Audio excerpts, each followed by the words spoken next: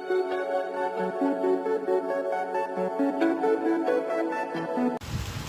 students, this is a continuation of our last video of this chapter quadrilateral.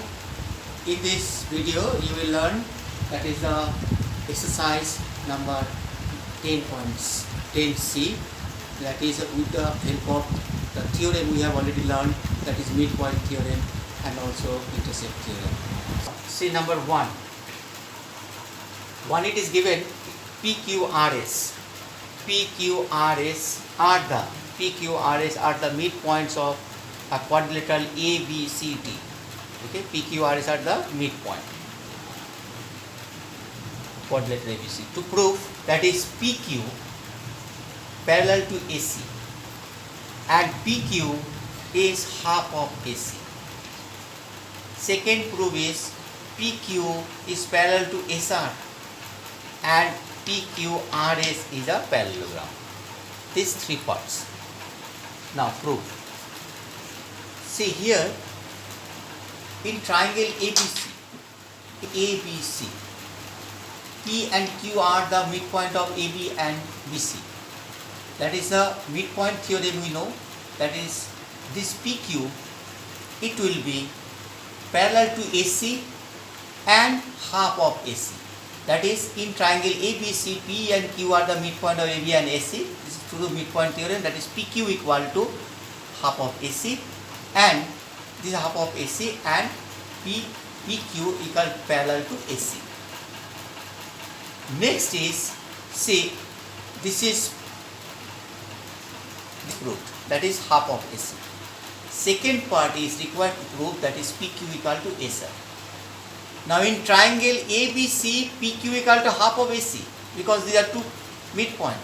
Here triangle ACD, S and R the midpoint of AD and DC.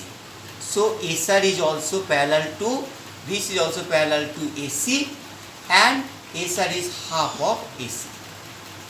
Now from this PQ equal to half of AC, SR equal to half of AC, then we can tell that is PQ equal to SR. And PQ is parallel to AC and SR is parallel to AC. So we can tell that is PQ is parallel to SR. So PQ is parallel to SR. This is proved. Now PQRS is a quadrilateral whose one pair opposite sides are parallel and equal. Then this quadrilateral, it will be PQRS will be a parallelogram. So it is actually one parallelogram. This is the third proof. Next number, just take number 6.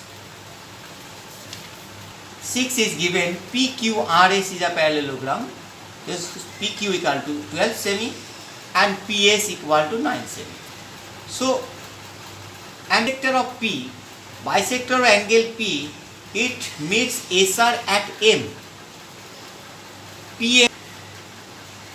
PM and QR are both produced and just meet at point T. This is the meeting point. So we need to find out the length of this RT. See, this is a parallelogram. So this is parallel to this and this is parallel to this. And the parallelogram opposite sides are equal, we know, that is opposite sides are equal. Agar PS equal to QR and PQ equal to SR. Now this is the bisector of angle P. Therefore if this is theta, then this is the theta. And this is parallel to this. This is the, that is PT is the transversal. PQ and M are the parallel lines.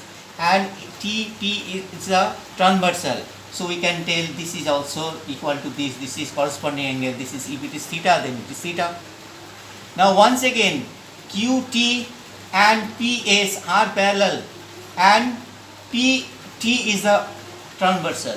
Then we can say this angle equal to this angle. This is alternate, interior alternate angle. Now we can see that is this angle, if it is theta, this is theta, and this is, if this angle theta equal to this angle, so we can tell this angle is equal to this angle. Now triangle PQT, if this angle equal to this angle, then we can tell PQ equal to QT. This is the isosceles triangle. If PQ equal to QT, then we can tell that is TR, that is RT equal to QT minus QR. QT is equal to PQ, that is 12 semi, and QR equal to PS equal to 9 semi. So 12 semi minus 9 semi, it is coming 3 semi. Here see, this is actually the theta, and this is interior alternate, this is the corresponding angle. So in this triangle, this angle equal to this angle, therefore PQ equal to QT and QT equal to QR plus RT. Now putting the value, that is PQ equal to 12, this is 9 plus RT, therefore RT equal to 3 semi.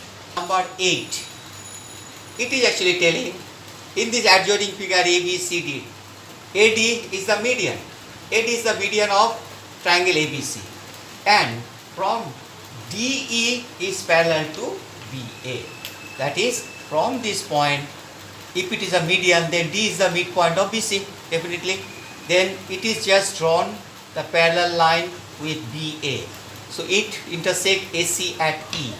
We need to prove that is BE is the median of this triangle.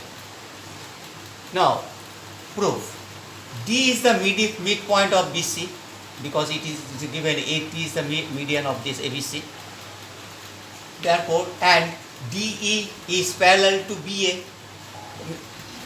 It is given. Now E is, therefore E, what will happen? By the help of this converse theorem of converse of midpoint theorem, if this is the midpoint and this is parallel to the third side, and this will be the another midpoint of this AC, that is, it is just bisect this point at E. So E is actually the midpoint of AC. With the help of this converse theorem of, that is the midpoint theorem. If E is the midpoint of AC, then we are just joining this BE, then BE will be the median of triangle ABC. So this is proved. Next is number 9. This is also very important problem. It is given here in the adjoining figure. AD and BE are the medians of these triangles ABC, and DF is parallel to BE. We have to show that is CF equal to 1/3 of AC. Now proof. See, here BE and AD are the medians. So D and E are the midpoint of this BC and AC. You know, this is the median. Now BD, see, BD equal to DC, and AE equal to EC, as because this is a midpoint. Therefore, we can tell CE equal to half of AC. CE equal to half